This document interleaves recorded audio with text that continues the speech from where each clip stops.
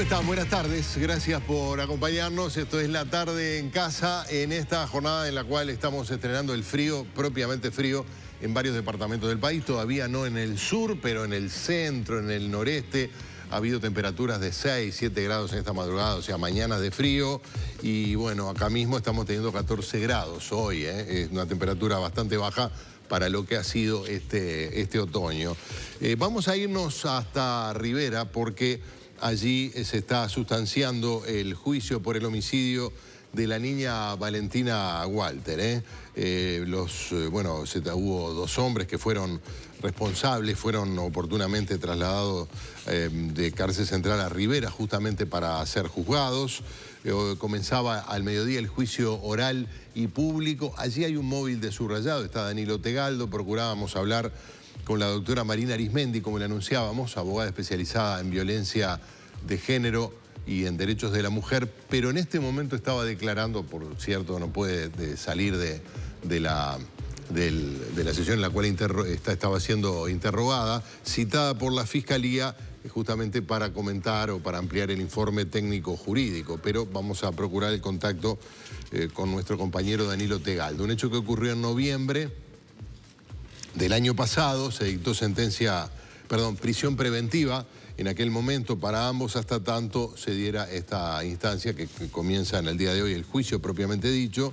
El juicio se retomará el viernes, pues el jueves no habrá actualidad. Estamos recordando aquí en piso y seguramente ustedes también las singularidades de este caso de esta niña que fue bastante doloroso, bastante indignante. En aquel momento decíamos que hay 2 personas que están detenidas, el autor y su cómplice. Fue en febrero que se pidió la pena máxima de 45 años de cárcel por parte de la fiscal de Rivera, Verónica Bujarín, para los 2 acusados. Ahora sí nos vamos a Rivera, el móvil de subrayado, Danilo Tegaldo. ¿Cómo estás? Buenas tardes. ¿Qué tal, Gerardo? ¿Cómo están? Buenas tardes. Efectivamente estamos acá en el Centro de Justicia de Rivera. Recién estábamos participando de lo que es la audiencia, es decir, escuchando la audiencia que se está llevando adelante, la audiencia de juicio oral y público, de un juicio oral y público que va a ser extenso, que va a ser largo por la cantidad de personas que van a estar participando del mismo, porque no se va a resolver esto en la jornada de hoy, sino que se va a extender al viernes, donde participarán también otros testigos en este caso. Y además, Gerardo, porque habrá una videoconferencia con un perito del ITF desde Montevideo, donde también se estará tomando la declaración. Yo hoy temprano en la edición de Arriba Gente y en la edición de Subrayado decía que el crimen de Joana Valentina Walter en la jornada, en el año pasado, en noviembre del año pasado, el 12 de noviembre concretamente, junto probablemente al de Felipe Romero en Maldonado y al de Brisa González en Montevideo, fueron los 3 casos que más impactaron a la opinión pública el año pasado, obviamente, conmocionaron a toda la opinión pública.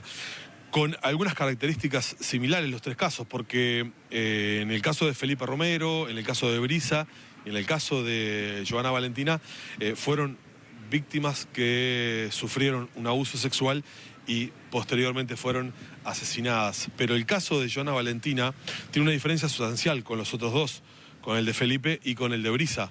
¿Cuál es? Que efectivamente se puede hacer justicia en este caso, porque en los anteriores, tanto en el de Brisa como en el de Felipe, los victimarios se quitaron la vida. Es decir, cuando la investigación, en el caso, por ejemplo, de Brisa avanzaba y iba a llegar a esta instancia, la del juicio oral, a la audiencia de juicio oral y público, el imputado, se quitó la vida en el Comcar.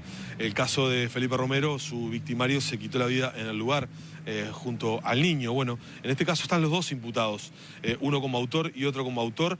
Durante la acusación, la doctora Bujarín, Verónica Bujarín, que es la fiscal de este caso, les imputó 30 años, o pidió, mejor dicho, imputándoles 30 años por homicidio especialmente agravado como autor y coautor, más el agravante de los 15 años, con lo cual sería el máximo de pena que se puede imputar a una persona en el derecho penal que está vigente en nuestro país. La audiencia, mejor dicho, se está sucediendo con testigos. Están declarando los policías que participaron en el hecho. detallando, contando cómo fueron los procedimientos que realizaron a partir de que se da la alerta por la desaparición de la chica y comienza la etapa de la búsqueda. De hecho, en distintos testimonios policiales el relato es coincidente respecto a lo que pasó aquella mañana o aquel mediodía donde fue encontrado el cuerpo justamente de Joana Valentina. Hay algo que es determinante y es que ninguna persona podría haber llegado al punto donde estaba la chica justamente semi-enterrada o semi-tapada con piedras si no sabía exactamente dónde se encontraba, porque el lugar, según lo que decían los policías en la audiencia, era prácticamente inexpugnable, era un lugar de muy difícil acceso, con vegetación, monte nativo muy tupido. Entonces, la persona que llegó allí, o que llevó allí a los oficiales, uno de los imputados en este caso, sabía perfectamente cómo había llegado allí. Además, el relato fue cambiante. Una vez que se da la confesión, Gerardo, de lo que sucedió, se quiebra en el testimonio, según lo que decían los policías, comienza a llorar, y ese relato ha sido coincidente de 3 policías de delitos complejos que han estado participando aquí en la audiencia. Y acaba de suceder algo minutos antes de que yo saliera aquí a hacer este contacto con ustedes, que a los 2 imputados los impactó, los generó que se quebraran, sus ojos se llenaron de lágrimas, miraron al piso.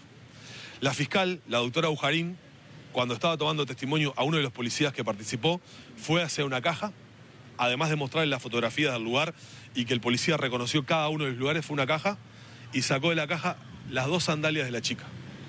Se las mostró, y en ese momento los imputados bajaron su cabeza, miraron al piso y sus ojos se llenaron de lágrimas. Digo esto como detalle a tener en cuenta, tal vez en lo que es la conciencia de las personas que estaban allí en el banquillo de los acusados, ¿no? La audiencia va a continuar, está previsto que toda la tarde estén declarando tanto oficiales que estuvieron trabajando en el caso, peritos que también estuvieron trabajando en el caso, y va a continuar en la jornada del viernes, según nos han dicho, porque se puede hacer esta videoconferencia que es necesaria para la justicia justamente en la jornada del viernes. Están participando acá, por supuesto, la Fiscalía con sus colaboradores. Están los 2 abogados defensores de los imputados. Por supuesto, la justicia a través de la doctora Sol Belomo, que es quien está llevando adelante la audiencia. Y también, algo nuevo que lo permite el nuevo Código del Proceso Penal, está participando la propia familia de Joana Valentina, a través, por ejemplo, del doctor Araujo, que es el abogado que representa a la familia y a las víctimas. Esto en el Código Viejo no estaba permitido. Ustedes saben, era el imputado, la defensa y el juez actuante. Esa es una novedad, por supuesto, y están también familiares de Joana Valentina acá en la sala de testigos, esperando justamente para brindar su testimonio y su participación en un caso que creo que es emblemático del nuevo Código Penal. Voy a un segundito nada más, un segundito, porque acaban de salir 2 peritos que trabajaron en el caso. En el caso, la doctora Molinelli, gracias por atendernos. Apenas estaba haciendo el relato yo para la tarde en casa, veo que sale. Concretamente, ¿cuál fue la participación que tuvieron ustedes en este caso concreto y qué impresión les quedó luego de más de 2 meses de trabajo? En noviembre de 2017, la fiscal Bujarín se acerca tanto a mí como a la licenciada Andrea Tuana, le transmite que se está investigando este caso, un caso sumamente complejo. A mí en lo particular me solicita el análisis de un cúmulo probatorio que la Fiscalía ya había obtenido, eran elementos bastante claros sobre los hechos, y me pidió que en base a ese análisis me pudiera expedir sobre si, a mi entender, se configuraba o no la agravante muy especial de femicidio. Es un desafío que, bueno, que acepté en su momento, un trabajo muy complejo. Yo creo que, sin lugar a dudas, debe haber sido el trabajo más complejo que enfrenté en 20 años de ejercicio profesional. Y la impresión es que, sin lugar a duda, el crimen de esta niña contiene los elementos tanto de odio, de desprecio y de menosprecio a lo que era su calidad de mujer. Es un horrendo hecho en el cual se la cosificó, se la deshumanizó, se la utilizó para el placer de ambos involucrados y después se la desechó como la lógica femicida, sobre todo los femicidios sexuales, eso siempre termina ocurriendo, ¿verdad? Es muy triste y creo que era también un compromiso poder acudir hoy, reconocer lo que es el informe técnico, prestar declaración, poder abrazar a esa madre y poder contribuir cuando esas cosas en las que trabajamos desde el punto de vista teórico se convierten en leyes, porque el desafío es cómo el sistema de justicia va a actuar en este caso, cuál va a ser la resolución. Yo creo que esto marcará un antes y un después porque es el primer femicidio que llega a esta etapa de juicio oral y público. Para ustedes, luego de hacer el análisis correspondiente de las declaraciones, de hacer un análisis completo del expediente, ¿los dos imputados son penalmente responsables en cuanto a que actuaron a cabalidad sobre lo que estaban haciendo? Es decir, ¿no hay la posibilidad de una inimputabilidad por algún tipo de desequilibrio mental? Bueno, allí yo debo diferenciar. En mi informe yo en ningún momento ingreso a lo que es la culpabilidad de las personas que son imputadas. Fue un informe que comenzó a fines de noviembre del 2017 y culminó a fines de enero.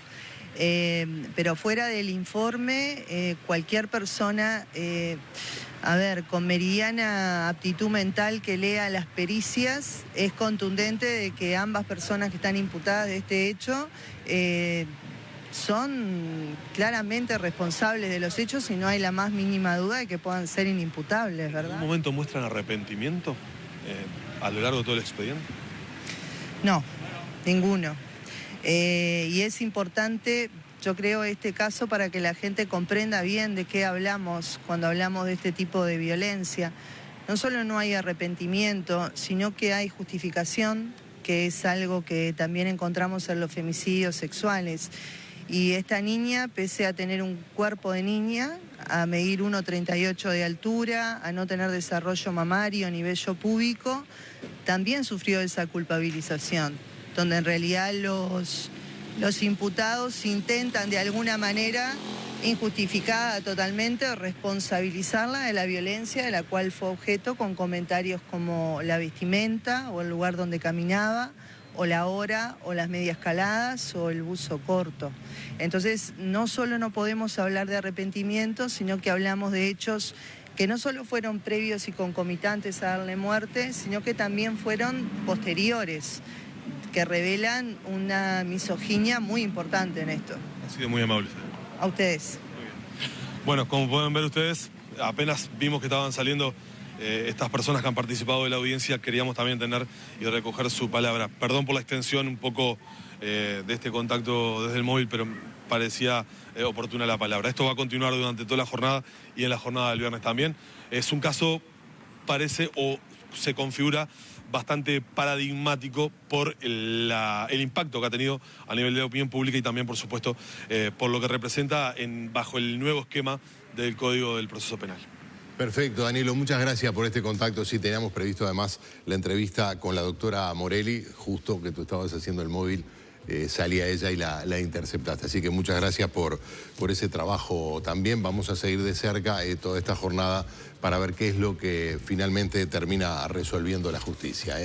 Vamos a seguir hablando sobre problemática infantil con otras perspectivas mucho más positivas, por cierto, como es el caso del programa Familia Amiga. Todo esto será después de la pausa. No se vayan, venimos enseguida.